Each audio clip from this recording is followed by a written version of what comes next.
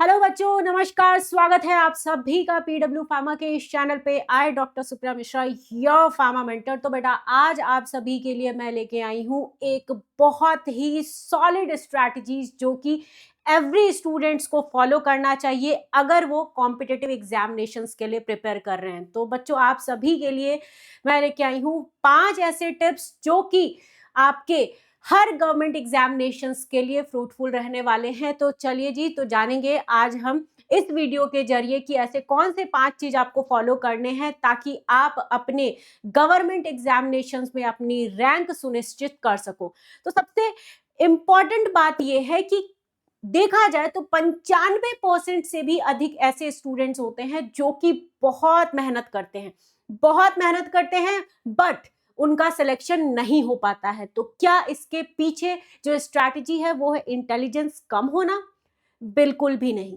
इसके पीछे की स्ट्रैटेजी यही है कि आपने प्रॉपर गेम प्लान नहीं बनाया अपने गवर्नमेंट एग्जामिनेशन का। तो आज हम इसी गेम प्लान के बारे में बात करने वाले हैं।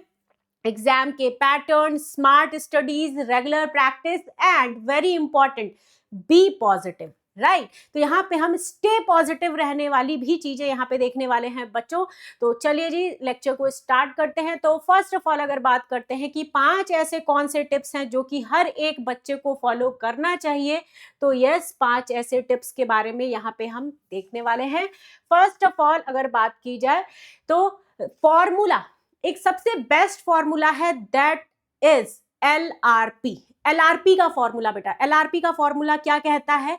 Learn into revision into practice. तो आपको लर्न करना है, रिवीजन करना है एंड प्रैक्टिस करना है। तो इसको चलिए समझते हैं एकदम आसान सी भाषा में।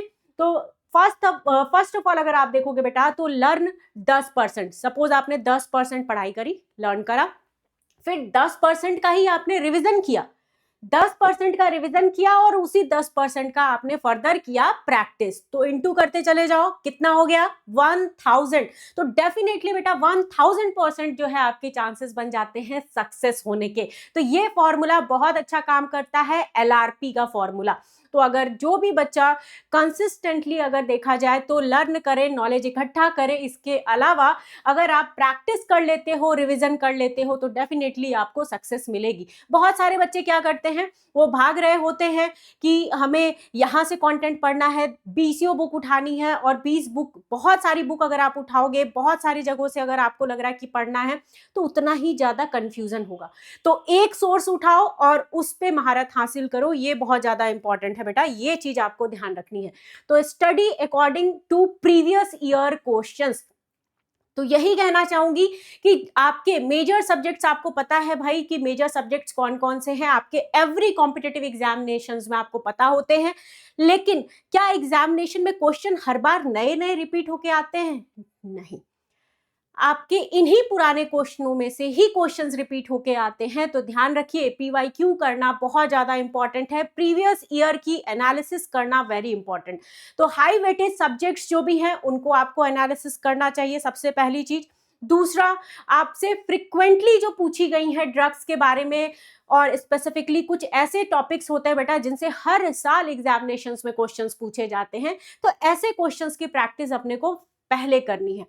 और साथ साथ में क्लिनिकल कॉन्सेप्ट्स की बात करें, रिपीटेड जो क्वेश्चंस आपसे पूछे गए हैं इनकी प्रैक्टिस करनी है। ड्रग के क्लासिफिकेशन की बात करते हैं, तो क्लासिफिकेशन, इससे क्वेश्चंस कई बार पूछे जाते हैं, तो फार्माकोलॉजी के चैप्टर्स अपने को पता है। इसके अलावा फार्मास्यूटिक्स की बात करते हैं, तो इसमें अपने को पता है कि टैबलेट, कैप्सूल्स, इन सब से कई बार डोजेस फॉर्म से क्वेश्चंस पूछे जाते हैं। तो बेटा आपको जब चीजें पता है कि एग्जामिनेशन में इन टॉपिक से कई बार क्वेश्चंस पूछे गए हैं, तो PYQ मस्ट हो जाता है, आपको एनालिसिस भी करना जरूरी हो जाता है। चलिए, इसके बाद मेजर पोर्शंस, हमने मेजर टॉपिक्स कवर कर लिए। नेक्स्ट, एवरी एग्जामिनेशंस में आपको पता है कि आपके 4 मेजर सब्जेक्ट्स हैं। अगर आप जीपैट एग्जामिनेशन की प्रिपरेशन करना चाह रहे हो, अगर आप कोई government examination, AIIMS, RRB, government examinations में UPSC के लिए अगर आप प्रिपेयर करना चाह रहे हो, तो बेटा आप सभी को पता है कि 4 मेजर सब्जेक्ट्स हैं, that is pharmacognosy, pharmacology, pharmaceutics and pharmaceutics के अलावा केमिस्ट्री, तो फार्मास्यूटिकल केमिस्ट्री, ये चारों सब्जेक्ट्स जो है बेटा ये अपना अपना वेटेज यहाँ पे डिसाइड करते हैं। तो आपको उसी के अकॉर्डिंग सब्जेक्ट्स को पढ़ना है और उन सब्जेक्ट्स पे रिविजन, क्या रिविजन इंपॉर्टेंट है, लर्न करना है, प्रैक्टिस करना है और साथ साथ में अगर हम बात करते हैं तो रिवीजन करना है, तो डेफिनेटली सक्सेस आप सभी को मिलेगा ही मिलेगा। तो गोल्डन रूल की अगर हम बात करते हैं तो बेटा एक रिसर्च है, रिसर्च के अकॉर्डिंग ये देखा गया है कि लोग जो है दिन भर में 24 घंटे में जो भी एक्टिविटी कर रहे होते हैं उनमें से 70% चीज ही याद रख पाते हैं, बाकी दिमाग से निकल जाती हैं चीजें। तो बेटा इन 70% पे ही आपको महारत हासिल करनी है। जब आप रिवीजन करते रहोगे तो आपको ये 70% अच्छी तरीके से याद रहेगा। और इसके अलावा अगर हम बात करते हैं तो रिमेनिंग के जो 30% चीजें हैं वो भी कहीं ना कहीं आपको हेल्प करेगी आपके याददाश्त को बढ़ाने में। मतलब कॉम्पिटिटिव एग्जामिनेशंस में आपने जो भी चीजें पढ़ी हैं उनको याद रखने में, रिकॉल करना बहुत इंपॉर्टेंट होता है बेटा। तो ये आप याद रखना कि 100% अगर आप पुख्ता करना चाहते हो जो भी आपने आज पढ़ा है उन सबको, तो रिवीजन करना इंपॉर्टेंट है। तो गोल्डन रूल, प्रीवियस ईयर के क्वेश्चंस पहले हम प्रैक्टिस करेंगे, करेक्ट। नेक्स्ट अगर देखें तो books teach you how to study it, right. Books आपको सिखाता है कि कैसे आपको पढ़ना है, लेकिन जब आप प्रीवियस ईयर के क्वेश्चंस की एनालिसिस करते हो, क्वेश्चंस को देखते हो, पढ़ते हो, तो इससे आपको क्या होता है, इससे आप ऑटोमेटिकली अपने आप को इम्प्रोवाइज कर पाते हो। ठीक है, डन। तो ये चीज आपको ध्यान रखना है कि बुक्स आपको पढ़ना तो सिखा देगी, लेकिन पीवाईक्यूज अगर आप बनाते हो तो इससे आपका कॉन्फिडेंस अपने आप डेवलप हो जाता है। अब बात करते हैं फॉलो वन रिलायबल सोर्स। ये बहुत इंपॉर्टेंट है बेटा। बहुत सारे बच्चे के पास ऐसे है कि बीसीओ पीडीएफ रखे हुए हैं, मैम हमारे पास मल्टीपल जो है ऑप्शंस अवेलेबल हैं, बहुत सारे चैनल्स को ज्वाइन कर रखा है, बहुत सारे टेलीग्राम्स को ज्वाइन कर रखा है, नंबर्स ऑफ नोट्स पड़े हुए हैं उनके पास। तो जितना ज्यादा नोट्स उतना ज्यादा कंफ्यूजन। ठीक है, कोई एक रिलायबल नोट्स आपको लेना है, उस नोट्स की प्रैक्टिस करनी है और उसको बार बार रिवाइज करते चले जाना है। बार बार रिवीजन करते चले जाओगे तो आपका जो पॉइंट्स है, आपका जो कॉन्सेप्ट्स है वो बिल्ड होता चला जाएगा। मोर नोट्स मोर कंफ्यूजन। ठीक है, वन आपका नोट्स वो भी रिलायबल नोट्स होने चाहिए, आपका सिलेक्शन डेफिनेटली होगा। अब बात करते हैं बेटर रिजल्ट। बेटर रिजल्ट कैसे मिल सकता है बेटा? तो बेटर रिजल्ट के लिए रिवीजन, अगेन बार बार मैं फोकस कर रही हूं सेम फॉर्मूलाज पे। 1000% सक्सेस की अगर हम बात करते हैं तो रिवीजन मस्ट है बेटा। रिवीजन जो भी आप कर रहे हो, फोकस, रिवीजन, ये इंपॉर्टेंट हो जाता है, जो कि बच्चे इसी से भागते हैं और यही चीज जो है वो फॉलो नहीं करना चाहते हैं और कहते हैं हमारा तो सिलेक्शन नहीं हुआ है। मेन रीजन आपका यही है। अब बात करते हैं MCQs. Practice MCQs every day. सिर्फ और सिर्फ पढ़ने से काम नहीं चलेगा। अगर जब तक आप प्रैक्टिस नहीं करते हो क्वेश्चंस की, पर डे 50 से 100 क्वेश्चंस आपको लगाने ही लगाने उस सब्जेक्ट के। तो इस तरीके से आपको प्रैक्टिस होगी एमसीक्यूज की, नए क्वेश्चंस मिलेंगे। इसके अलावा आप पीवाईक्यूज ऑलरेडी सॉल्व कर रहे हो, कुछ नए क्वेश्चंस भी आपको मिलते जा रहे हैं, सॉल्व करते जा रहे हो, पीवाईक्यूज भी हेल्प करता चला जा रहा है। तो इस तरीके से आपको कोई नहीं रोक सकता आपके अपने सिलेक्शन को लेने से, ये ध्यान रखिएगा। Done, okay. जब आप टेस्ट देते हो बेटा, जब आप टेस्ट देते हो तो टेस्ट देने के बाद चेक करना है कि आपने कौन सा क्वेश्चन गलत किया और इसका करेक्ट आंसर क्या था। ये बहुत इंपॉर्टेंट हो जाता है। मतलब analysis is very important. Analysis करना बहुत ज्यादा जरूरी है। अब अपने आप को थोड़ा टाइम दो, अपने आप को टाइम दो। जैसे ही आप टेस्ट दे देते हो, देखो टेस्ट, मॉक टेस्ट सभी बच्चे देते हैं, बहुत सारे बच्चे देते हैं mock test, but mock test देना इज नॉट इंपॉर्टेंट कि सिर्फ आपने मॉक टेस्ट दे दिया उसी से काम चल जाएगा। मॉक टेस्ट देने के बाद एनालिसिस करना इज वेरी इंपॉर्टेंट। अपने आप से एक बार बैठो, बात करो, अपने आप को टाइम दो और ऑप्शंस आपको चेक करना है कि क्यों ये ऑप्शन करेक्ट था, क्यों ये ऑप्शन इनकरेक्ट था, और क्या इस ऑप्शन में और किसी भी तरीके से आप कह सकते हो कि ये ऑप्शन जो रॉन्ग हुआ, क्यों रॉन्ग हुआ, इसका कोई और ऑप्शन या कोई और ऑल्टरनेटिव हो सकता था क्या। तो इस तरीके से आप अपने आप से बातें कर रहे हो, अपने आप को समझा रहे हो, सिखा रहे हो, बता रहे हो और ये भी समझा रहे हो कि कहीं ना कहीं आपसे गलती हुई है, तो आपने सीखा, अपने आप से ही सीखा आपने, ठीक है, आपको कोई दूसरा बताने नहीं आ रहा, आपने खुद से ही इस चीज को सीखा। नेक्स्ट अगर हम बात करते हैं बेटा, तो आप सभी, बहुत सारे स्टूडेंट्स ऐसे होते हैं कि क्वेश्चंस देखते ही तुरंत क्वेश्चन में नॉट लिखा है, या तुरंत आप देखते हो ऑप्शंस में लिखा है कि ऑल आर करेक्ट, ठीक है, नन ऑफ दीज, तो इन सब पे तुरंत के तुरंत आप मार्क करने लग जाते हो, करेक्ट। तो ध्यान दीजिए, क्वेश्चंस को ध्यान से पढ़ना है फर्स्ट ऑफ ऑल, और उसके अलावा सेकंड ऑप्शन ये है कि जरूरी नहीं है कि हर बार जो ऑल ऑफ दीज लिखा हुआ वो करेक्ट ही हो जाए, और नन ऑफ की अगर बात करें तो वो आपका इनकरेक्ट ही जाएगा, ये ध्यान रखना है आपको। तो एक बार एलिमिनेशन राउंड लगाइए। कई बार क्या होता है कि क्वेश्चन समझ में नहीं आ रहा होता है, तब हम आंसर्स को देख के क्वेश्चन को समझने की कोशिश करते हैं। इस तरीके से भी आपका राउंड, अगर आप एलिमिनेशन राउंड लगाओ, समझने की कोशिश करो, आंसर टू क्वेश्चन की तरफ जंप करो, तो भी आपको बहुत ज्यादा हेल्प मिलती है क्वेश्चंस को सॉल्व करने में, है ना। चलिए, अगर जब भी आपका कोई भी क्वेश्चन गलत हो जाए बेटा, तो गलत होने के बाद ये नहीं कि ठीक है आज टेस्ट में इतने नंबर मिल गए, चलो आगे बढ़ते हैं, नेक्स्ट देखा जाएगा, नेक्स्ट टेस्ट में इंप्रूव कर लेंगे, नहीं, उसी वक्त जो आपका इनकरेक्ट क्वेश्चन रहा है उस कॉन्सेप्ट को तुरंत आपको रिवाइज करना है, इमीडिएटली पढ़ना है। और जब हम इस तरीके से प्रैक्टिस करते हैं तो हमारे दिमाग में वो चीज प्रॉपरली अच्छी तरीके से बैठ जाती है, ये बहुत इंपॉर्टेंट होता है। जब बहुत अच्छी टैगलाइन है बेटा, ये ध्यान रखना, your mistakes are your best teachers. आपकी मिस्टेक, आपकी गलतियां ही आपका सबसे बड़ा गुरु होता है, ये आपको ध्यान रखना है।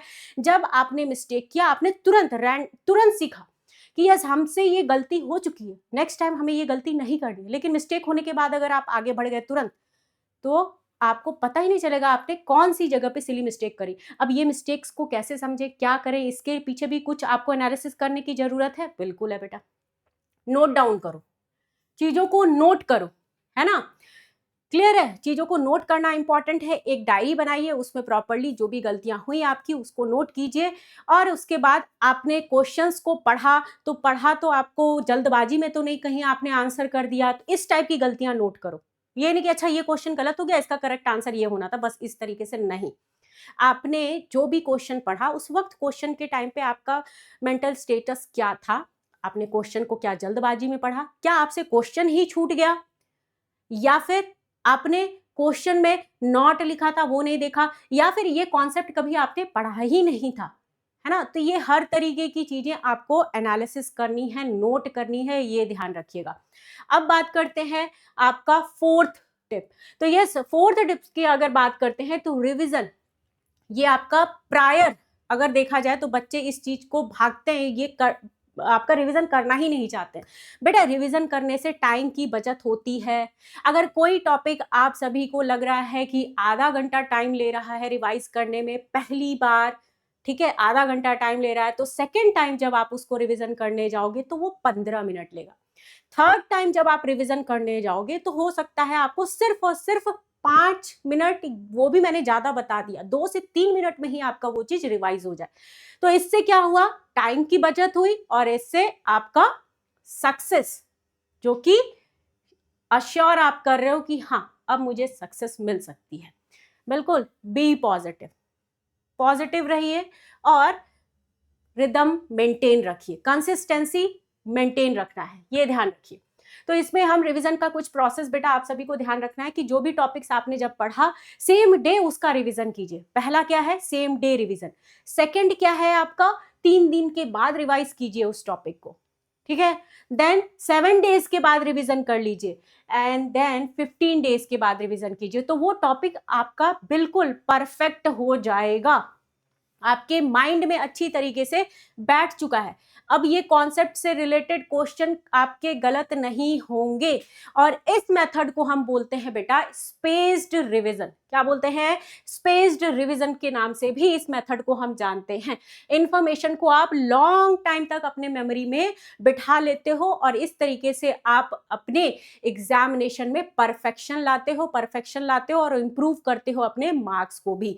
धीरे धीरे एक छोटा छोटा स्टेप आप बढ़ाते चले जा रहे हो और एक छोटा स्टेप ही आपका फाइनल सिलेक्शन देता है, राइट, ठीक है। तो initial learning, revision 1, revision 2, revision 3, revision 4 और फाइनली लॉन्ग टर्म मेमोरी आप सभी को देखने को यहाँ पे मिल रही है। और जो आप अपने लाइफ में अचीव करना चाहते हो, जो आपने सपना देख रखा है, आपको डेफिनेटली वो सपना हासिल होके ही रहेगा बेटा। अब आ जाओ नेक्स्ट। ये तो मैंने आपको कॉन्सेप्ट्स बता दिया कि किस तरीके से मॉक टेस्ट जब आप देते हो बेटा, तो मॉक टेस्ट को एनालिसिस करना इज वेरी इंपॉर्टेंट। सिर्फ और सिर्फ मॉक टेस्ट नहीं देना है। स्कोर कितना मिला ठीक है, लेकिन कुछ बच्चे क्या है, स्कोर देखा और मूव ऑन कर जाते हैं। सिर्फ और सिर्फ यहां तक बात सीमित नहीं, आपको चेक करना है कि गलतियां कहाँ पे करी आपने। टाइम मैनेजमेंट, गवर्नमेंट एग्जामिनेशन में टाइम का खेल है बेटा, याद रखना। स्पीड, एक्यूरेसी, दोनों चीज इंपॉर्टेंट है। स्पीड वही मेंटेन कर पाएगा जो कि बहुत बार रिवीजन कर चुका होगा, और वही स्लो हो जाएगा जिसने रिवीजन नहीं किया है। क्वेश्चन को पढ़ने में बहुत टाइम क्यों जा रहा है? क्योंकि आपने प्रैक्टिस ही नहीं करी क्वेश्चंस की। आपने सिर्फ और सिर्फ थ्योरी पढ़ने की कोशिश करी, आपने एमसीक्यूज नहीं प्रैक्टिस करे, आपने पीवाईक्यूज नहीं प्रैक्टिस करे, तो एग्जामिनेशन में वो टाइम जाएगा ना। जिस क्वेश्चन को आप 30 सेकंड्स में पढ़ के आंसर कर सकते थे, उस क्वेश्चन में आप 1 मिनट 2 मिनट इस तरीके से टाइम दे रहे हो। और स्पीड का गेम है, ये आपको ध्यान रखना है गवर्नमेंट एग्जामिनेशंस में भी। Correct. Mistake notebook, very important, very very very important. Mistake notebook, जो भी आपने मिस्टेक्स करी हैं बच्चों, उन मिस्टेक्स को लिखना नोटबुक में बहुत जरूरी है। रिकॉर्ड बनाना इंपॉर्टेंट है, और ताकि नेक्स्ट टाइम जब आप टेस्ट देने जाओ तो आप इन मिस्टेक्स को एक बार जरूर से चेक कर लेना कि क्या नेक्स्ट टाइम यही मिस्टेक तो नहीं हम करने जा रहे हैं। अपने आप डे बाय डे आपका इंप्रूवमेंट होता चला जाएगा, ये आपको ध्यान रखना है। Mock test don't improve scores. Improve कौन करेगा बेटा स्कोर? Mock test analysis. जब आप एनालिसिस कर लेते हो तो ऑटोमेटिकली इंप्रूवमेंट आपको देखने को मिलती है। अब हम यहाँ पे बोनस टिप की बात करने वाले हैं आप सभी के लिए भाई। एवरी संडे आप सभी के पास टाइम है एग्जामिनेशंस के लिए। अगर आप देखो तो धीरे धीरे धीरे धीरे करके अगर 10 मिनट भी अगर आप रिव्यू करते हो, अपने प्रिपरेशन को अपने ऊपर टाइम देते हो बेटा, अगर आपने राइट डाउन कर लिया सब्जेक्ट रिलेटेड कंप्लीट सब्जेक्ट्स की, अगर हम बात करें नंबर ऑफ एमसीक्यू सॉल्व कर लिए, वीक टॉपिक्स को देख लिए, और इसके बाद अगर हम देखें कि रिवीजन का स्ट्रैटेजी भी बना लिया और स्टेटस भी चेक करते चले गए कि हाँ, मैंने जो 1 महीने का प्लान बनाया था, मैंने जो 3 महीने का प्लान बनाया था, क्या मैंने उस प्लान को अचीव किया। और बेटा सबसे इंपॉर्टेंट चीज ये है कि जब आप टाइम टेबल बनाते हो, तो हम टाइम टेबल ऐसे बनाते हैं कि हमें दिन में 6 से 8 घंटे सपोज पढ़ने हैं, तो ऐसा नहीं है कि आप पर डे 6 से 8 घंटे पढ़ पाते हो। कई बार आपकी तबीयत खराब होती है, आप वो फॉलो नहीं कर पाते हो, तो किसी दिन आप ज़्यादा पढ़ लो, जब आपकी तबीयत बिल्कुल ठीक है, आप बिल्कुल परफेक्ट हो, आपका माइंड बिल्कुल फ्रेश है, तो आप अच्छी तरीके से 10 घंटे 12 घंटे ऐसे पढ़ सकते हो। समझ में आया? ये भी प्रोसेस बहुत इंपॉर्टेंट हो जाता है। नेक्स्ट, कुछ जॉब वाले भी बच्चे हैं यहाँ पे, तो जॉब वाले बच्चे साथ में गवर्नमेंट एग्जामिनेशंस की प्रिपरेशन कर रहे हैं तब, तो बेटा जो आपको टाइम मिला हुआ है, आप उसी टाइम ड्यूरेशन में, जॉब के बाद जब आप घर आ रहे हो, उसी टाइम ड्यूरेशन में आप अपना पूरा एफर्ट दे रहे हो, अपना पूरा एफर्ट दे रहे हो। आपको पता है ऑलरेडी, मेंटली आप प्रिपेयर्ड हो कि हमारे पास सिर्फ और सिर्फ इतना ही टाइम बचा हुआ है, और इस टाइम को अपने को यूटिलाइज करना है एग्जामिनेशंस के लिए। और कहीं जो बच्चा जो घर पे नॉर्मली बैठा हुआ है, काफ़ी मतलब फुल स्टडी कर रहा है रिगार्डिंग, तो वो उसके दिमाग में ये है कि अच्छा मेरे पास अभी पूरे दिन का समय है, तो मैं आराम से इस टॉपिक को कंप्लीट करूंगा, अभी खा लेता हूँ पी लेता हूँ, ये कर करके वो धीरे धीरे धीरे करके उनकी एक्टिविटी थोड़ी स्लो आपको देखने को मिलेगी। वहीं पे जो जॉब वाले बच्चे हैं, वो जॉब वालों को पहले ही पता है कि भाई हमारे पास टाइम अवेलेबल कम है, और हमें जो पढ़ना है इसी टाइम ड्यूरेशन में पढ़ना है। तो ये मत सोचिए कि आप जॉब के साथ पढ़ाई कर रहे हैं तो आपकी रिदम जो है वो ब्रेक हो रही है या फिर स्लो हो रही है। No matters,